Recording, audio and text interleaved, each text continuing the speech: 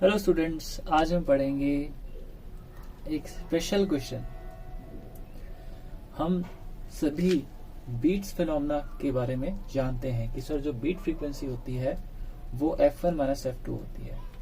साथ ही साथ हमें इस पे क्वेश्चन मिलता है कि सर जैसे दो ट्यूनिंग फॉर्क्स हैं, एक ट्यूनिंग फॉर्क की फ्रीक्वेंसी पता है, एक की नहीं पता है।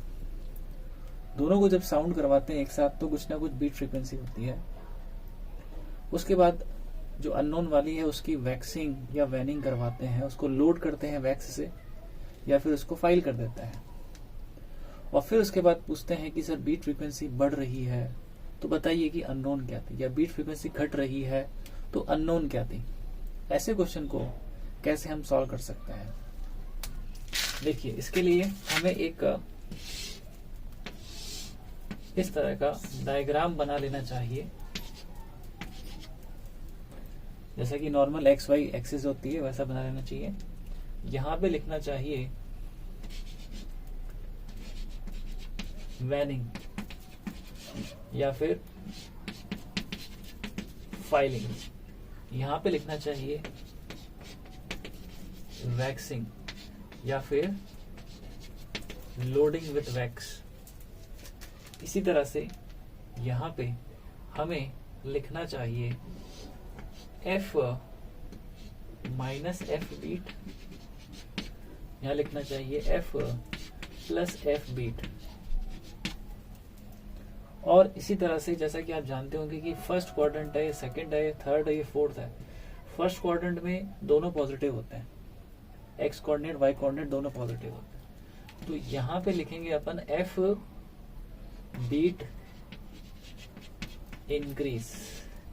इसी तरह से थर्ड क्वाड्रेंट है, इसमें एक्स और वाई दोनों नेगेटिव होते हैं, सेम साइन के होते हैं।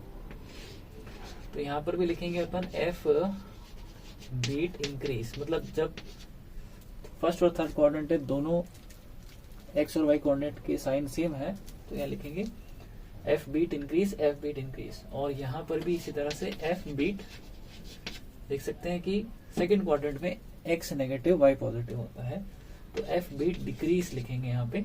और इस तरह से फोर्थ क्वाड्रेंट में एक्स पॉजिटिव लेकिन वाई नेगेटिव, इसलिए F बीट डिक्रीज लिखेंगे यहाँ पे है। तो ये डायग्राम हमने बना लिया, सिंपल डायग्राम है। Waxing waning F plus beat, F minus beat. अब एक क्वेश्चन करते हैं, आप देखिएगा किस तरह से डायग्राम जो है हेल्पफुल है। हमें दे रखा है कि सर दो ट्यूनिंग फॉर्क हमारे पास है, इसकी नोन है फ्रीक्वेंसी 5 हर्ट्ज, इसकी अननोन है। लेकिन केस फर्स्ट में जब इनको साउंड करवाते हैं तो F बीट जो है वो आता है 5 बीट, राइट है ना। और जब इसे हम फाइलिंग कर देते हैं, है ना, किसको, B को फाइलिंग करते हैं, B इज फाइल्ड। तो जब B को फाइल कर देते हैं तब पाया गया है कि F बीट जो है वो बढ़ के इंक्रीज होके 8 हो जाती है ना। तो चलिए बिना एक्चुअल सॉल्व किए इस डायग्राम की हेल्प से करने की कोशिश करते हैं। आप देखेंगे ध्यान से कि यहाँ पे F A है और F बीट और F ये ना कितना बीट 5 है। तो जो F है ना ये F नॉन फ्रीक्वेंसी है, F बीट कितनी है फर्स्ट केस में फ्रीक्वेंसी है। तो यहाँ पे आप लिख सकते हैं 500 प्लस 5 कितना हो जाएगा 505। यहाँ पे लिख सकते हैं F माइनस F बीट, सो 500 माइनस 5 495। इन दोनों में से कोई ना कोई एक हमारा आंसर है जो कि F B की वैल्यू है, जो कि F B की वैल्यू हमें नहीं पता कि F B की वैल्यू 505 है कि 495। तो डिसाइड कैसे करेंगे? F बीट इंक्रीज हो रहा है और फाइलिंग हो रहा है। तो फाइलिंग कौन से रीजन में हो रहा है सर? वैक्सिंग में कि वैनिंग में? सर इस रीजन में हो रहा है, तो इसमें आ जाएंगे, राइट साइड में आ जाएंगे, है ना। आपका राइट साइड, मेरा भी यहाँ से देखने पर राइट साइड, इस रीजन में आ जाएंगे। फर्स्ट या फोर्थ क्वाड्रेंट में से कोई ना कोई एक आंसर होगा। अब इसमें भी देखेंगे F बीट इंक्रीज कर रही है, 8 हो रही है।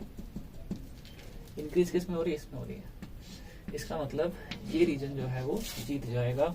505 जो है वो इसका आंसर है। सोच के देखिए ना आप, F बीट जो है इंक्रीज कर रही है और वैक्सिंग है, तो कौन सा रीजन, कौन सा क्वाड्रेंट हो रहा है, ये वाला फर्स्ट क्वाड्रेंट। तो F plus F B 505 hertz इसका आंसर आना चाहिए। अब इसे नॉर्मल मेथड से भी करके चेक कर सकते हैं अपन। F बीट अगर 5 है और ये 500 है तो इसकी दो पॉसिबिलिटी है ना, दो पॉसिबिलिटी है। एक तो है 505 और एक हमारे पास है 495। अब फाइलिंग करी है तो उसका मास कम हो गया है ट्यूनिंग फोर्क का, तो उसकी फ्रीक्वेंसी बढ़ेगी।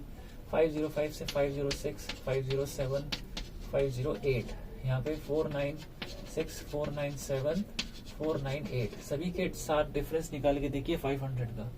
तो बीट फ्रीक्वेंसी इसमें 508 में बढ़ती हुई दिखेगी आपको। 8 यहाँ पर आएगा, 8 यहाँ पर नहीं आएगा। यहाँ पे करोगे ना आप तो बीट फ्रीक्वेंसी आ जाएगी 2, यहाँ पे कम हो रही है। तो ये डायग्राम जो है एक शॉर्ट ट्रिक की तरह हेल्पफुल है। फिलहाल फर्स्ट बार हमने किया है, थोड़ा टाइम लग सकता है, लेकिन डायग्राम बना ले तो ऐसे क्वेश्चन एक लाइन में किए जा सकते हैं, है ना। तो अभी के लिए इतना ही। Thank you.